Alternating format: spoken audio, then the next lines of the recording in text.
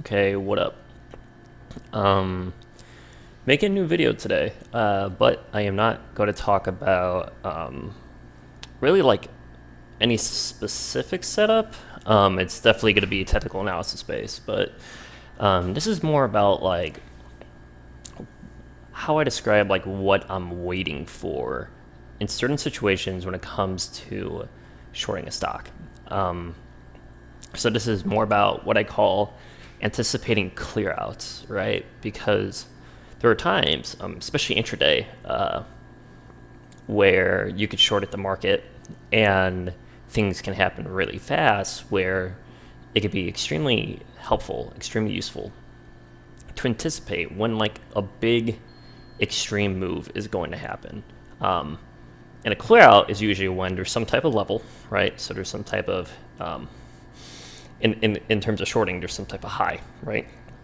It could be a recent high, it could be the high a day. Kind of depends on context, depends on situation. There's certain times, as we're going to see through a lot of charts in here, where I'm not looking anywhere close to here. I'm looking at recent highs, and there's times where I'm looking way farther up. And it's just different variables, different situations.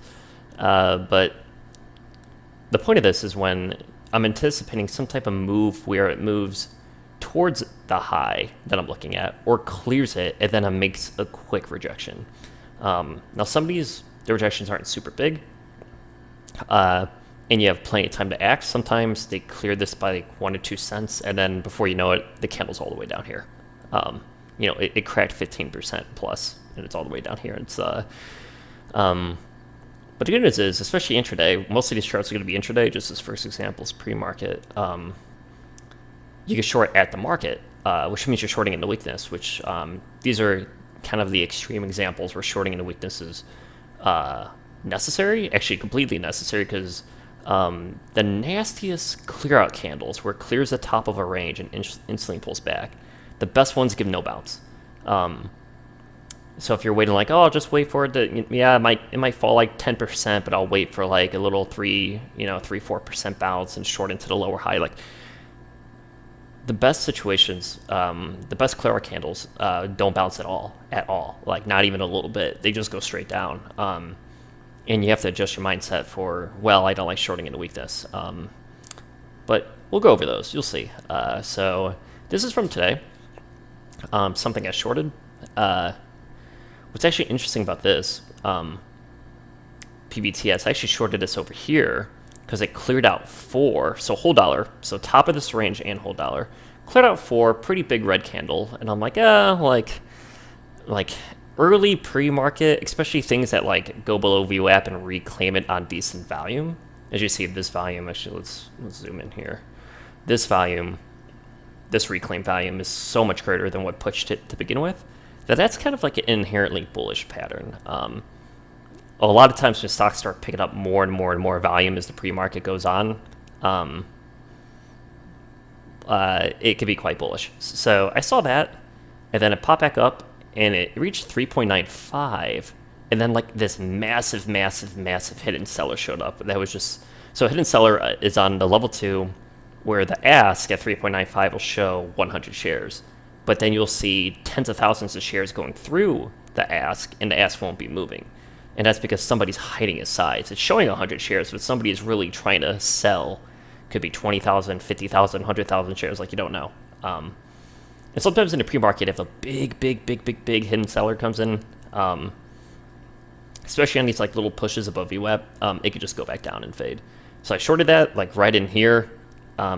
I actually covered it right at the bottom of this candle because I was just watching tape. There's too much soaking.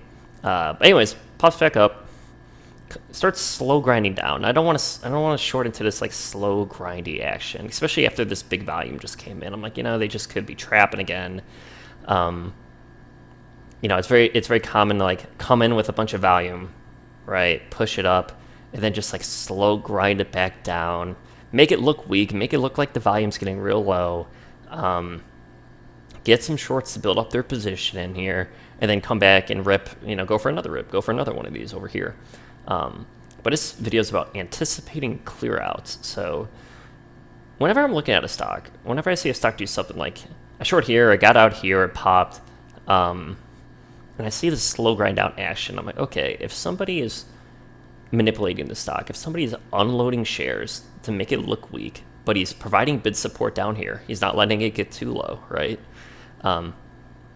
If this guy's soaking shares, he's unloading and then he starts re-soaking down here, I'm like, where's this guy going to sell these shares, right? Like he's absorbing over here, he's soaking over here, he's soaking over here. I'm like, where's this guy going to sell?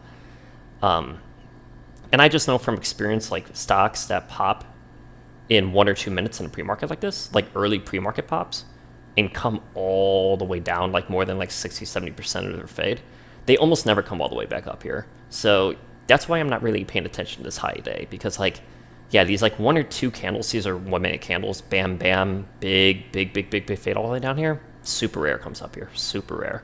It does happen, but it's much more likely to get this like bid proppy, slow grind, trap a few shorts, push, trap a few shorts, push, and then meet some type of resistance, or some dude is going to start selling a bunch of shares and then it's going to go back down. So it's pretty rare. So that's why when I see this slow grind down, I'm looking at this high. I'm like, okay, it's the most recent high. I don't think they're going up here. So this is about anticipating. I'm like, okay, this is the classic slow grind down trap after big volume comes in. I'm like, let me wait. Let me wait for them to test this area. Let me see if he breaks this high. I'm hoping he breaks it. It's always nice when he breaks it because it's a little more clear. Because a bunch of shorts who are shorting down here will start covering in the pre-market as soon as it starts to break, or as soon as they think it's about to break. So it starts going back up. I'm like, cool. And then pushes right to this level. So I think this high is, 4.16. This push to 4.16. I usually like to see it break 4.16. I like to see that big volume come up and like even push 4.2 and then slam back down. But sometimes you don't get that. But it didn't really matter because this red candle was so mad. There was so much instant selling. Once it broke this like 4.1 and went to 4.16, there was so much selling. I'm like, okay, this is a major unload. And a good thing to know about PBTS is that they had a massive amount of dilution. So a brand new ATM, which an at-the-market offering, in the filings from like 2 months ago. Good thing to know about ATMs is the more recent they are, the better, the more often the ATM is used and has an effect on stock price. Because sometimes you get these ATMs that are like 2.5 years old, and I see traders make this mistake of like, oh, they have like a $25 million ATM. I'm like, well, that $25 million ATM's from 2.5 years ago. The stock has ran in those 2.5 years. It's had big volume days in those past 2.5 years, and this company has not used it. Or maybe they haven't used it for like 18 months. But it's ran in 18 months. I've seen it pop before in 18 months, but they haven't used it. And I know that because when they update their filings every quarter, they update how much of that ATM they've used. So sometimes you get these old ATMs where like the whoever's controlling the ATM doesn't use it. They just straight up don't use it anymore. And it could be it could just be the wrong, it could lead to the wrong thesis, right? That this old ATM that hasn't been used even on previous big volume days is somehow relevant. But it's always nice when an ATM is really new because it shows that the company has intention of using it. So this ATM was like 2 months old. And then like a few weeks ago, PBTS also did this they registered a bunch of shares for some type of like financing deal that was for like convertible notes plus some warrants. But the convertible notes, and this was like, the 424 came out a few weeks ago, which is exactly what you want to see. It means this company's ready to sell these shares, convert the convertible notes into stock, sell the stock, all that type of thing. So super recent 424s that show dilution. Now, for those convertible... All right. Back here, what's interesting about these convertible notes, so here's this 424, it's from, God, how long ago was this? April 9th. So this, a 424 pretty much means like whatever, you have to read a few of the details, but pretty much like whatever shares they're registering with SEC, they're able to sell on the open market, right? So there's a $4 million convertible note. It says here the conversion price is either 3.67 or the lower of 3.67 or 90% of the lowest daily VWAP over the past 10 days. And here's the problem with, I love things like Dilution Tracker, right? This is like one of those services that dig into the filings for you and tell you what dilution's there, when it went into effect, who owns a lot of these shares, what placement agent, like really good stuff, really good stuff. I happily subscribe every month. But sometimes there's little details like this that they don't exactly get. 99% of the stuff they do is awesome though, and saves you a lot of time. Like it brings to your attention things that you would have had to dig through, like filing after filing after filing after filing to find. So it's great. But here they say 6.37, but really it's the lower of 3.67 or 90% of the lowest daily VWAP of the past 10 days, which if we go with the floor being 1.5, and if we go to this past 10 days, the lowest VWAP is this candle, which is 2.86. And then very simply, 2.86 times 0.9, which means they can convert that $4 million of that convertible note into at a price of 2.57, which means they can convert about what $4 million divided by 2.57, 1.5 million shares, which is significant. And then you got a $30 million ATM. So I know there's probably a dilution agenda, and I know just from my experience trading these like 2-minute pre-market poppers at Fade that they don't come this far up. So I'm kind of like combining the technical analysis portion with the dilution fundamental agenda portion, right? And it's giving me an idea, and I'm using all my kind of experience of how these traps are set, what key levels to look at, and then times like this where they pop it, they're soaking down here, they're popping it, and they're bringing it back up to a key liquidity level, right?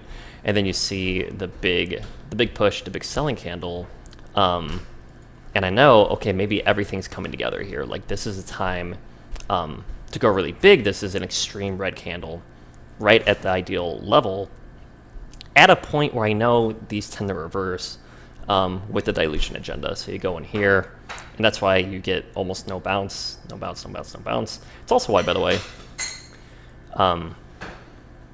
dilution fades can go below the previous close. You almost never see this in any other case, but especially if they start fading in the pre-market. The best dilution fades by far fade in the pre-market or right at market open. That's why you get zero bounce straight down. And actually, if you held this, I didn't hold this to end and day, but I have seen this happen where it breaks the previous close and goes all the way down. So I got a little list here of, let me put that over here. Let's go to BTX because it was such an extreme example.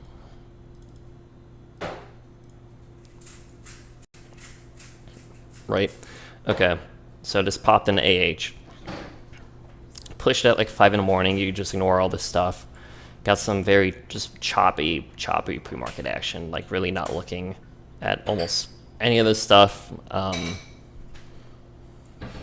Yeah, once I see these pops above VWAP and it's like consistent volume and this choppiness, I'm just like, unless something absolutely crazy happens where maybe this candle broke this and then fell all the way down here or something, you know what I mean? It's like insane, like 15-20% candle. Like usually I'm just letting this like choppy action play out and I'm not too interested, but I am interested in what happens at market open, right? So this is actually what's pretty interesting is it shows instant weakness. And a lot of times I actually don't like shorting instant weakness in the first 5 minutes unless there's some indication in the pre-market that the stock is really weak. But it doesn't really tell me that. It just shows me that it's just kind of choppy action going on.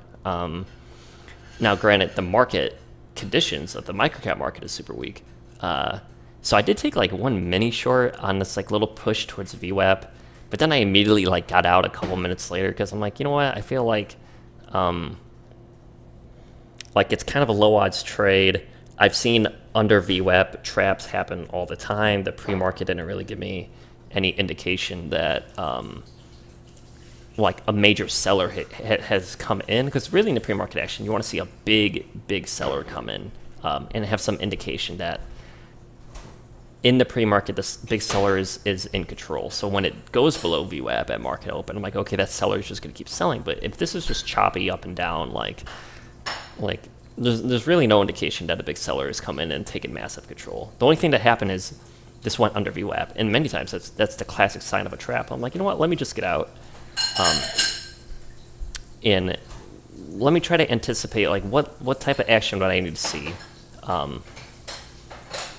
in order to, like, in terms of like anticipating clear out, right? So I'm like, where are people going to put their stop losses? If people are going to be shorting under VWAP, where are they going to put their stop losses, right? They're going to put it right above VWAP. They're going to put it at market open, and they're going to put it at the top of this market open candle, right? People love to use like market open tops to, especially if the high day is all the way up here. They could be using this top too, you never totally know, but like people really do like to use market open price, the top of the after market open candle, and then above VWAP. So I'm like, okay, like if this is good to do the under VWAP trap, which I'm going to do a video on how to properly analyze when a stock is trapping under VWAP in the first like 10-15 minutes, or even the first like half hour market open. It's a pattern that definitely happens more when the market is super crazy strong, which it's not right now, but it's a good pattern to know. Anyways, it starts curling back up. I'm like, oh man, like whenever I see this curl back up towards VWAP and the volume trading at market open is decent, especially this float, like BTX's float is like 4 million or stuff like that. I'm like, ooh, there could be like a big squeeze. It's not, if the float's really small, it's not hard to soak a bunch of shares and squeeze everybody, right? But I'm like, oh, or they could be going for a major clear out. So what I do is I have a keyboard. I have a special 23 key hotkey keyboard, which I think I've linked. 23 keyboard. It looks like, I can't find it. Essentially looks something like this, right?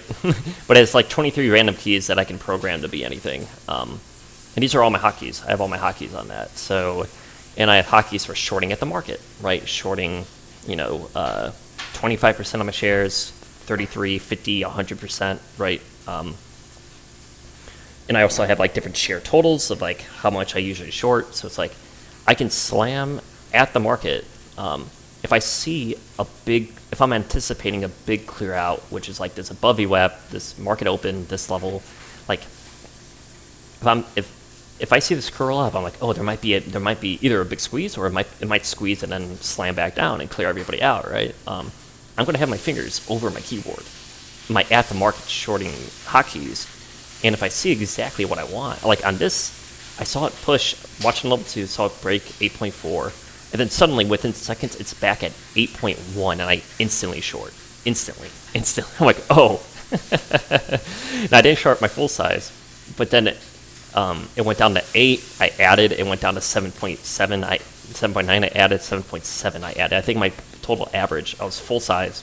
Total average was like 7.92. But that comes from understanding these like under VWAP traps. What levels are they? Could it be trying to clear out, right?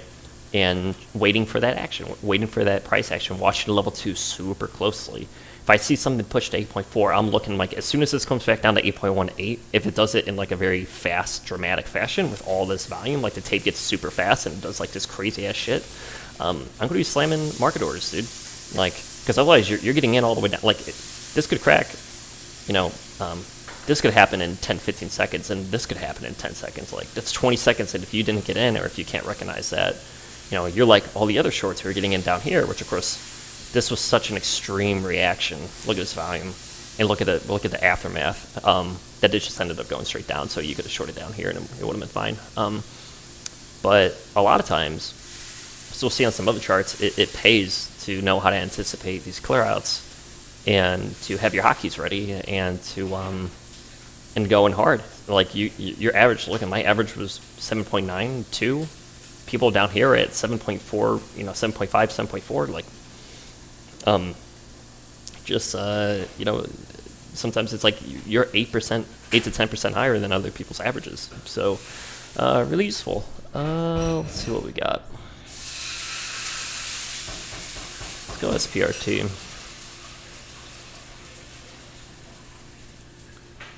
Okay. Yeah, so anyways, here's the under VWAP trap. See? Super high volume. Like, nothing in the pre-market to indicate that this is weak. This is just classic trappy action. Like, really nothing. There's no indication anywhere here that the seller is, like, in control, right? So I was trading 2-3 million shares a minute. And if anything ever shows weakness at 2-3 million shares a minute without the pre-market having any major indication that this is super, super weak, then I am keeping an eye out on this under VWAP trap. Now, I did short it a little bit, like really small size, but the thing about the under VWAP trap is the 1 minute 200 is super strong, insanely strong, especially when it does something like this, where it's trading insane volume. It does this clear out candle. I'm like, okay, cool. Maybe I think I added a little bit after this clear out candle. I'm like, let me add a little bit more. But as soon as I saw this 6.8 floor form, break by 3 cents, an instant high volume reclaim right off the 1 minute 200. I'm like, oh, it's a trap. And I got out completely. I got out completely at 7. Covered my entire short. And then it squeezed, unsurprisingly, 20% in like 4 minutes. So here's the interesting thing about all this. In terms of anticipating, the clear that I kind of actually want to focus on is this one. See this big candle right here? So this did the under VWAP trap. And the thing about the under VWAP market open trap is it's usually going for the pre-market high if it's close by. If this is like way too far away, it will go for, like BTX will go for like this high. But this was pretty close. So I'm like, okay, they're probably going to go for this. So yeah, they squeeze, goes up, pulls back, squeezes again, does the trade the matrix micro shelf, and dumps. I'm like, okay, like this is actually looking quite bearish because they cleared out the level they wanted to clear out. They did the very, very bearish micro shelf, which is where you consolidate the stock right at high a day, and you do it like this for like 6, 7, 8 minutes, and then you dump it. But then it starts slow grinding down here. I remember shorting this. Bounces off VWAP, and whenever it forms like a tight range like this, like see these candles, and this is still trading like 2 million shares a minute, 1 million shares a minute, so I'm like, okay. Bounces off VWAP, and it's forming like this tight consolidation near support, so the VWAP support. A lot of times what happens is, well, in super strong markets, they could just bring this back up and keep squeezing it. But when the market starts getting a little bit weaker, or if they use so much volume in the early morning for this trap, as you see, we got this like 4.3 million candle right here with the micro shelf. I'm like, okay, maybe they're just consolidating this, and they're just going to clear this range. They're going to clear this like 15-minute range right here. Which will get rid of the rest of the shorts, and will also get some longs to chase into, new highs out of this range, right? So this example of, because of the high day clear out, because of the high volume, because of the micro shelf, I'm like, okay, like the odds of them bringing it all the way back up, especially in this market, are kind of low. They might just be trying to clear out this range. So like I'm keeping an eye on this range, the top of this range, which is 8.6. Just keeping an eye on it, and then if I ever see it approach, like on this candle or this candle, or if it comes back up on this green candle, like my finger's back over my hockey. I'm like, okay, let's see what happens. This could be a moment, because I know in this context, yeah, like I said, it's unlikely to come all the way back up here because of the action. A lot of shorting is anticipating what action is likely to happen now based on what came before it, right? Sometimes like thinking that the top of this range is important could be a mistake, right? There's certain situations where like yeah, something consolidates for 15 minutes, and just because it popped over that range doesn't mean like I'm expecting a huge clear out candle. But in this very specific context, after this type of price action at this time in the morning when bearish action, volume is still decent, but it is fading. I might be thinking, oh yeah, they might be going after just this range, and then I'm going to pull the plug. Now, funny enough, they actually did some massive manip, and I call this out on my Twitter, where they were soaking, because usually after this type of big red candle, where the volume's decreasing, this should fade. This should just keep fading like this. But if you ever see, look at this soaking, unbelievable. Like this is like an hour and a half after what should have been death. This should have been a complete death candle, straight fade down, just like BTX, straight fade down. But instead again, soak. And I'm like, oh, okay. Just massive soaking. Let me wait for the extreme reaction, which is probably over VWAP, which is why they squeeze it here, and over 8. So they could squeeze VWAP and 8, big candle. Did the trade to matrix microshelf. Tight consolidation. And now I'm thinking, there's still too many people backed over here. If you're manipulating the stock, you absorbed so much down here that you don't want to keep absorbing here and keep pushing, unless the market's really strong. Like, it's too much risk. What they're likely to do is just squeeze everybody over this range, do the classic microshelf pattern, and then I love this. I love when this happens. Whenever I see a classic microshelf pattern like this, I'm always, especially after like 5 or 6 minutes into it, I'm always looking for the top of this range to get broken. And I am just waiting. I'm just completely waiting. I was like, oh man. I was like, once it gets to like the 5th, 6th, 7th minute, my fingers are just on my hotkeys. I'm like, dude, if they break this range and pull it, and I'm looking, like, I know the top of this range is 8.2, what is this? 8.25.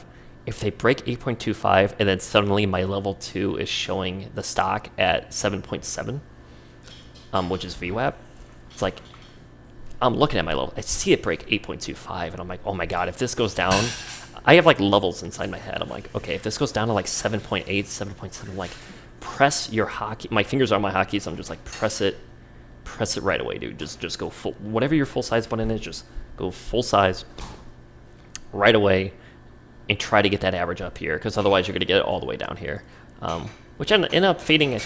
Actually, ended up doing a decent fade.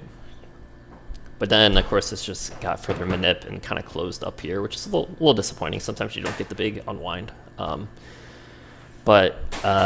it's another classic example of like, this is a classic backside. We're just going to clear this range. We're going to clear VWAP. We're going to clear $8. Microshelf action. The odds of them bringing it all the way back here, up here are really low. I'm anticipating this tiny little range, this range being cleared, and then a big rug pull. So that is another context of, or two additional contexts of like, trying to anticipate the clear out based on the action that came right before it. And then let's see, what else do we have? There's like, guys, these happen like twice a day, by the way. Like, it's extremely kind of useful to study those situations, right?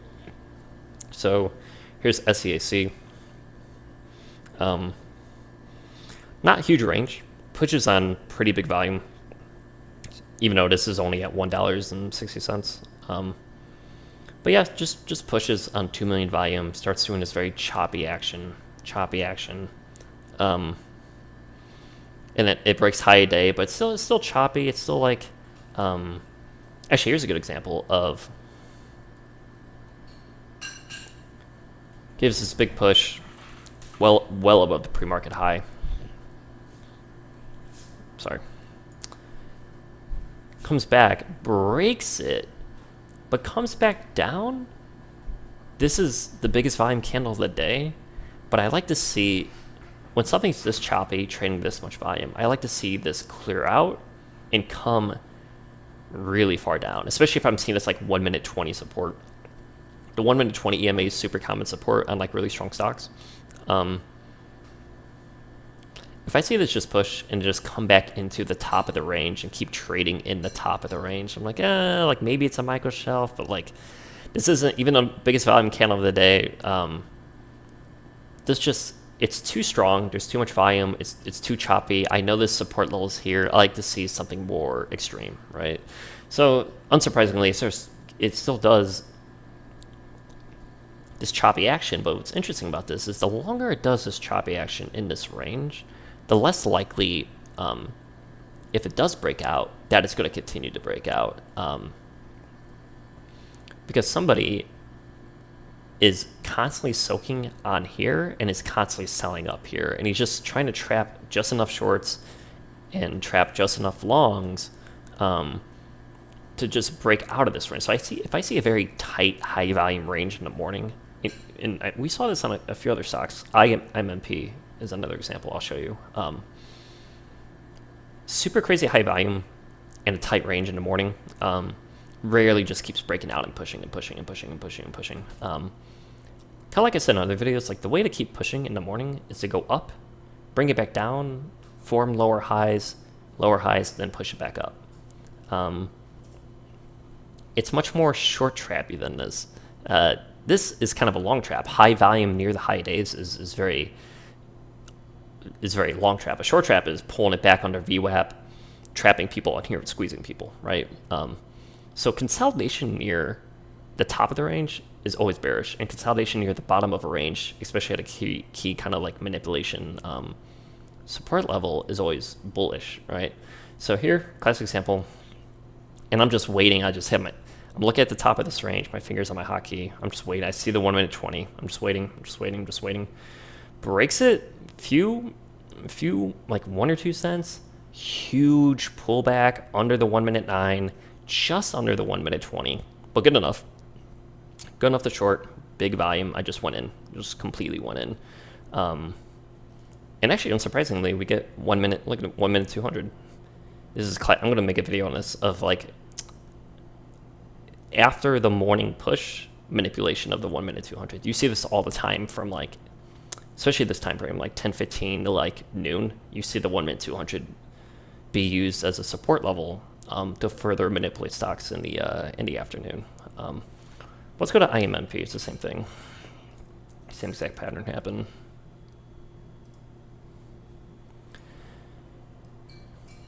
And this one was interesting because it was right by pre-market high, but it doesn't always have to break pre-market high for this to work.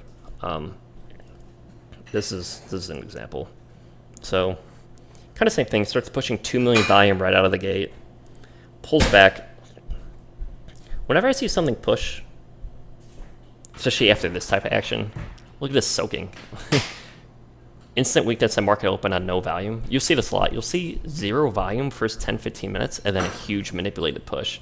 It's kind of a sign that the stock is extremely bullish and somebody is soaking a massive amount of the float, which is why I didn't short here at all.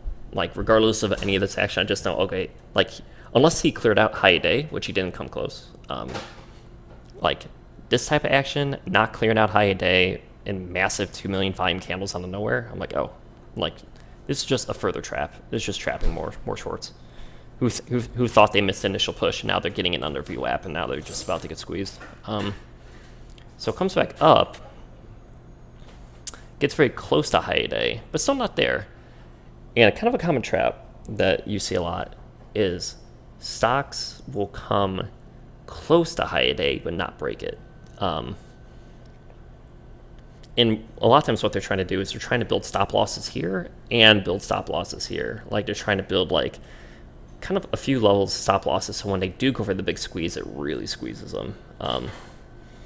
So yeah, and if you did short, say you shorted up here, or even you shorted this red candle down here, the fact that it's instant green candle, instant green candle, instant green candle, you know, it's if this red candle was actually going to do anything, there would have been no bounce and it would have faded. But yeah, like instant green candles after squeezing out these shorts but not clearing out high day, I'm like, ooh, like they're just going for another squeeze. And when I see this happen, I'm like, okay, let me just wait for the extreme reaction. Like, let me just wait. And I didn't short this at all, anything over here. Let me see what range they form. So I see them forming this range here, here, here, here. I know high days over here. I'm like, okay, maybe they could clear out all of it, this range and a high day, or they could just clear out this range. It just depends on how far are they going to push and when are they going to start dumping. It's always hard to know. However, I know at the very least they're probably going for this range. This is 4.1 range right here. So I'm anticipating it. I'm not really seeing anything. I'm not really seeing anything. I'm looking at the volume. All the volume's kind of looking the same up to this point. All this volume's really not that different. Then we get the key break of the range. I'm like, oh, break of the range. My finger's over my hotkey, right? Like, maybe they're going to go for high day, but I know when they form a tight range like this, especially when this manip action, this manip action, I'm like, okay, they're going. Like, the longer this happens, especially the more volume it starts building up, I just know, like, a big move's coming. And you want to be able to anticipate those moves based on how they're painting the chart and the action that came before it, right? So you see that goes all the way up. Insane. This is what you like to see, like this 3.5 million, so much higher than everything that came before it. And yeah, way before the 1 minute 9, way below the 1 minute 20 and VWAP. And just put it anywhere. And yeah, you just instantly short it and just ride it all the way down, and this just had like further afternoon manipulation happen. Then let's just do JFIN. Let's be the last example. I'm gonna try to make not all my videos a fucking hour long. So yeah, mid-March, crazy manip, insane stuff happening. Literally not a single short in this entire range. This is just grinding up on increasing volume, grinding up on increasing volume, grinding up on increasing like look at this. Look at this. Push on the 1 minute 9, fall to the 1 minute 20, push on the 1 minute 9, fall to the 1 minute 20, push on the 1 minute, like on really strong pushes on big volume, especially when the volume's increasing like this. 1 minute 9, 1 minute 20. Super strong. Super strong. No reason. There's no, like, yeah, like in terms of, okay, in terms of like anticipating clear out candles, right? Like maybe I see this push, it comes back down. It's doing this grindy BS, right? Grindy. Breaks it. Breaks the high here. Does this kind of micro shelf action. Falls down. And then maybe if it pushed back up here, broke 9.5, and then insanely fell down. Like, broke 9.5 and cracked straight through. Yeah, I would short it. And a lot of times I'm kind of anticipating that. But in this case, I know JFIN is just a crazy super manipulated stock. This isn't the first time it's been super manipulated. It's showing like a very classic, like slow grind up, increasing volumes, like pure strength action. I don't even think I was looking at it. I wasn't even looking at it. I was looking at it, but I wasn't looking at it in terms of like massively expecting a clear out candle. Like I'll keep an eye on it in case it happens, but a lot of this action is just too strong. Just too strong. So yeah, and it starts pushing. You start getting these insane green candles sort of going up, 80 cents per minute and stuff like that. And then I'm just waiting for a pullback. As soon as it gets like, 100%, 150%, 200%, 250%, I start watching every pullback like this. I'm like, okay, like maybe they're gonna micro shelf up here, or maybe it's gonna be a clear out candle. I don't know, but I am looking at it. And I see this pullback here, and I see this instant candle back up here. So I'm like, okay, maybe this is this is already getting so overextended. Maybe this is a level they're looking to clear out. But I think JFIN is an example where I think it happened so fast. I got to go back and look at my tape. But I think it happened so fast that I didn't get in anywhere on these candles, anywhere on this dump. Which sometimes that happens. Sometimes clear out candles will literally go from 13.6 and it'll be at 11.8 within, I'm talking milliseconds. It seems like it just teleports there. I'm like, oh. They dumped this so hard, I had no time. The reason I wanted to point out this example was not even actually because of this stuff over here, but because whenever you get a big, insane clear out candle that gets halted down, especially after like big pushes. The 1 minute 9, which if you look, the 1 minute 9 is this purple line, it's the MA that's pushed on right up here. See this? This becomes on like big clear out halt candles like this. The 1 minute 9 becomes like insane resistance. It is like the most insane resistance ever. I don't know why, but the 1 minute 9 is just like after big volume halt downs on like massive overextension. Like, dude, the 1 minute 9, it just hits the 1 minute 9. And at least for that moment, like there could be more manip afterwards, but at least for that moment, it is extremely strong. So I remember shorting this after it came out of the halt. And I actually got in a little bit too low. I should have anticipated at least a little bit of a bounce, or I should have reserved more shares and added up here because just how strong the 1 minute 9 is. But I ended up getting like somewhere below the 1 minute 20 here. But I still made money. I took some out here, and then it went into all day minute mode. But yeah, so hopefully this video helps a little bit in terms of just anticipating when big extreme moves are going to happen. And hopefully it takes some practice, because sometimes you think a big clear out's going to happen, and then you like what will happen a lot is like you'll get a candle that pushes to like 13.6.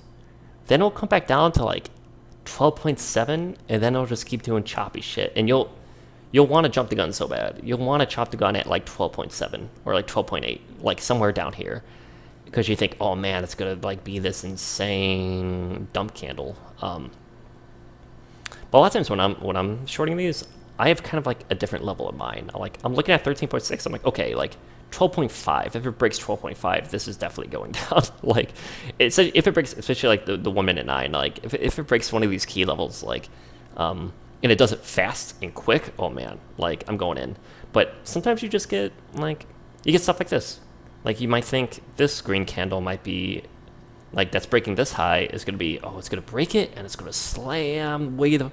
But what happens is it breaks it and maybe it pulls back a little bit and it just starts doing, choppy, bullshit. You know what I mean? Like, and like you don't get like the extreme candle that you want. So you kind of want to like keep an eye on whenever it's breaking a key level, and have some idea in mind of like, how fast it should reject it and what level you want to get it on. And then if you see that quick action, that boom, boom, like super quick action happen, and it breaks like the key level, like say if it's 12.6 or 12.5 right here, then you're ready on your hotkeys. You know what I mean? You're ready to press your hotkeys and you could get in. But then just don't get faked out.